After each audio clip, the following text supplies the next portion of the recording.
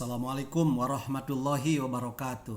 Sahabat-sahabat tercinta yang dirahmati Allah, jumpa lagi dalam acara Kulluhum Kuliah 10 Menit dari Undang Munawar Official Channel.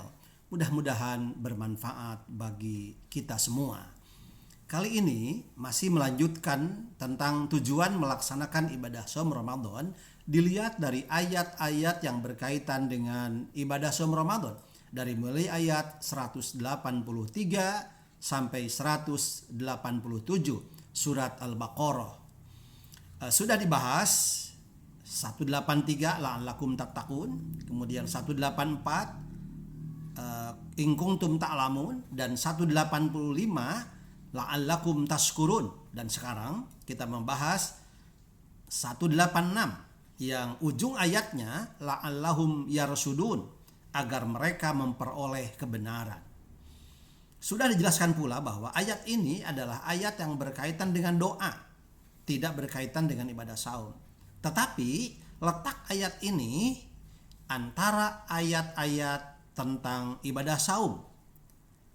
185 ayat sebelumnya tentang ibadah saum Ramadan. 187 ayat selanjutnya atau sesudahnya juga tentang ibadah saum. Dan kaitan antara ibadah saum dengan doa ternyata sangat erat sekali sesuai dengan hadis Rasulullah SAW. Salah satu la turaddu da'watuhum. Ada 3 golongan orang yang doanya tidak ditolak oleh Allah Subhanahu wa taala. Salah satunya yang pertama adalah as-shaimu hatta yuftira. Doa orang yang berpuasa, doa orang yang saum sehingga dia berbuka.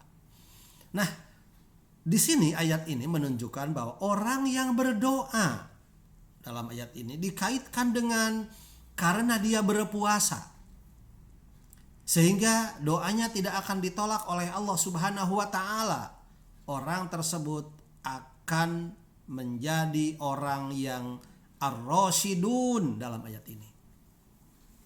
Ar-rasyidun, orang yang memperoleh kebenaran. Apa ar-rasyidun itu? Ar-rasyidun secara bahasa dilihat dalam kamus Al-Munawwir, rasyada yarsudu. Ar-rusdu itu artinya kebenaran. Dan ar-rusdu itu adalah diddul ghayyi, lawan daripada kesesatan. Bisa dilihat dalam Al-Quran surat Al-Baqarah ayat 256. Qad tabayyana rusdu minal ghayy. Sesungguhnya telah jelas perbedaan antara kebenaran dan kesesatan. Kemudian ar-rusdu itu bimakna al-aqil ay al-muhtadi ay al-hadi, orang yang berakal atau orang yang mendapat petunjuk. Al-irsyad ay ad-dilalah wa ta'lim. Irsyad itu adalah ad-dilalah, petunjuk, wa ta'lim, dan pembelajaran atau orang yang belajar. Kemudian al-mursyid adalah ad-dalil wal muallim.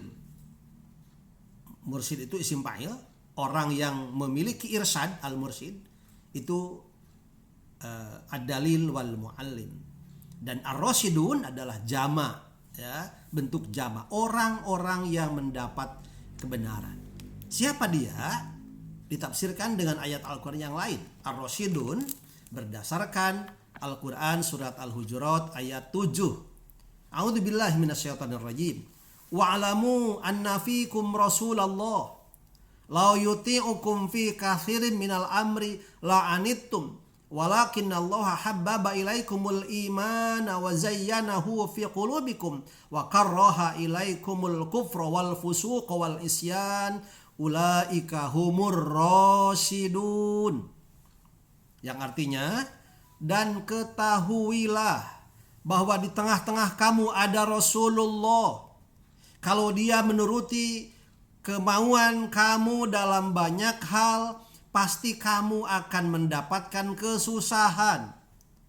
Tetapi Allah menjadikan kamu cinta kepada keimanan dan menjadikan iman itu indah dalam hatimu, serta menjadikan kamu benci kepada kekafiran, kefasikan, dan kedurhakaan. Mereka itulah orang-orang yang mengikuti jalan yang lurus. Ayat 8-nya, fadlam minallah wa ni'mah wallahu alimun hakim.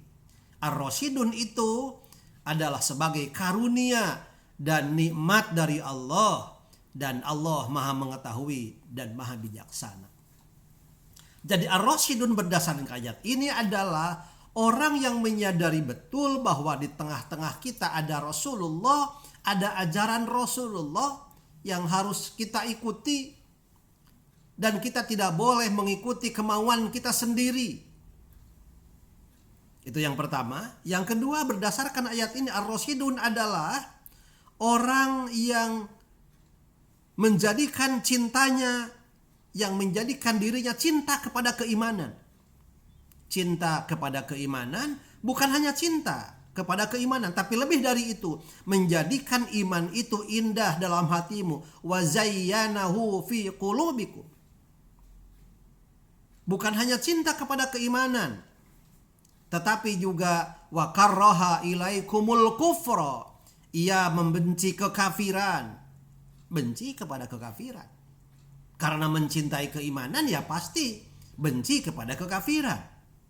Wal fusuq, benci kepada kefasikan. Wal isyan, dan benci kepada kemaksiatan. Mereka itulah Ar-Rasyidun berdasarkan Al-Hujurat ayat 7. Nah, bagaimana korelasi?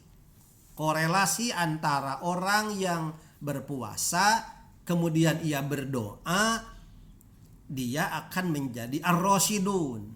Korelasinya begini. Kita tahu ibadah atau bulan Ramadan itu bulan yang istimewa. Bulan yang apabila orang berdoa di situ pasti akan diijabah. Waktu-waktu yang mustajabah adalah selama ia berpuasa hingga ia berbuka. Kemudian pada saat berbuka puasa. Kemudian pada saat sahur. Dan ibadah-ibadah yang lain dilipat gandakan oleh Allah Subhanahu wa taala. Bahkan doa itu sendiri adalah merupakan bagian dari ibadah. Nah, ia kemudian berdoa. Dan orang yang berdoa itu menunjukkan bahwa ia tidak sombong. Orang yang berdoa itu menunjukkan bahwa ia merasa dhaif. Ia lemah. Dan karena lemah, ia meyakini bahwa ada yang kuat, zat yang maha kuat, yakni Allah Subhanahu wa taala. Maka doa itu menunjukkan kedekatan dia kepada Allah. Kedekatan seseorang kepada Allah dengan doa. Oleh karena itu, dalam ayat ini, wa idza sa'alaka ibadi anni, wahai Muhammad, apabila hamba-hambaku bertanya kepadamu Muhammad tentang aku, fa inni qarib, katakan oleh engkau Muhammad bahwa aku ini dekat. Aku ini dekat kepada orang yang bertanya tentang aku. Aku ini di mana? Kata Allah. Jawab, aku ini dekat. Wa nahnu aqrabu ilahi min hablil warid. Bahkan kedekatanku dengan kalian adalah lebih dekat dibanding dengan urat leher. Aku ini dekat, kata Allah. Jadi silahkan meminta kepadaku. Allah menyatakan dekat dengan manusia. Orang yang ibadah saum Ramadan juga dekat. Karena kedekatannya dia melaksanakan ibadah saum Ramadan dekat dengan Allah. Dalam kalimat hadis, as-saumu li wa ana ajzi bih. Saum adalah untukku dan akulah yang langsung membalasnya. Kedekatan itulah yang membuat doa kita diijabah oleh Allah Subhanahu wa taala.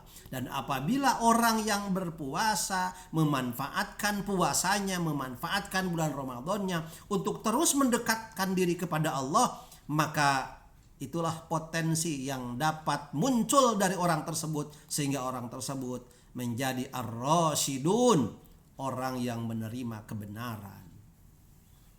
Bukan hanya menerima kebenaran, tapi juga menegakkan kebenaran, menjalankan kebenaran. Kita sering berdoa, Allahumma arinal haqqa haqqan warzuqna tiba'ah wa arinal batila batilau warzuqna jatinabah.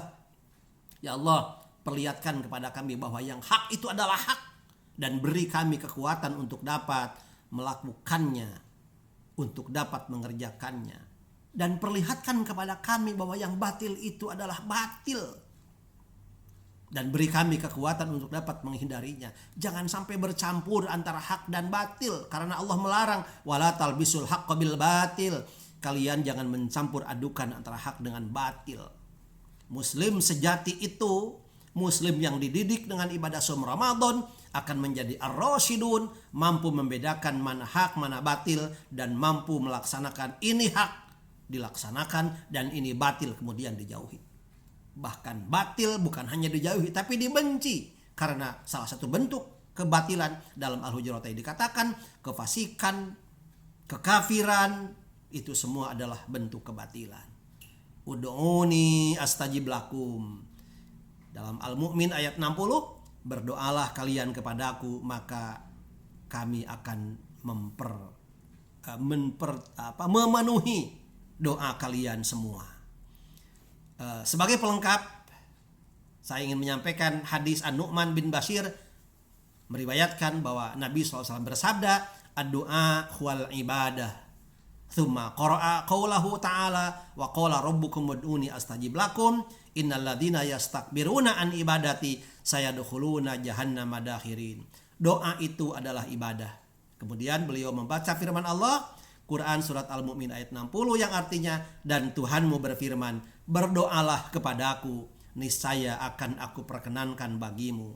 Sesungguhnya orang-orang yang menyombongkan diri dari menyembahku akan masuk neraka jahanam dalam keadaan hina dina. Perintah berdoa, kemudian ada kalimat yastakbiruna, orang yang menyombongkan diri, artinya bahwa orang yang berdoa itu pasti ia tidak menyombongkan diri. Ia merasa dhaif, ia merasa lemah. Karena itu ia merasa butuh kepada sesuatu yang kuat, butuh kepada zat yang hebat, yakni butuh kepada Allah Subhanahu wa taala. Manfaatkan kesempatan melaksanakan ibadah saum di bulan Ramadan ini dengan berdoa, dengan mendekat kepada Allah, selalu meminta kepada Allah, meminta agar Allah menunjukkan kepada kita kebenaran dan kemampuan untuk melakukan kebenaran itu, meminta agar Allah menunjukkan kebatilan kepada kita dan diberi kemampuan untuk menjauhkan diri dari kebatilan itu. Ya Allah, di tengah-tengah kesemrabutan kehidupan dunia sekarang ini yang sulit membedakan antara hak dan batil, beri kami ya Allah, beri kami kekuatan untuk bisa membedakan mana hak dan mana batil, dan beri kami kekuatan untuk dapat melaksanakan hak, menegakkan hak, dan beri kami kekuatan untuk dapat menjauhi kebatilan. Terima kasih, mudah-mudahan Allah Subhanahu wa taala mengabulkan seluruh doa kita, doa kebaikan, doa agar Allah senantiasa ridho kepada kita. Wabillahi taufiq wal hidayah, wallahul muwafiq ila aqwamit thoriq.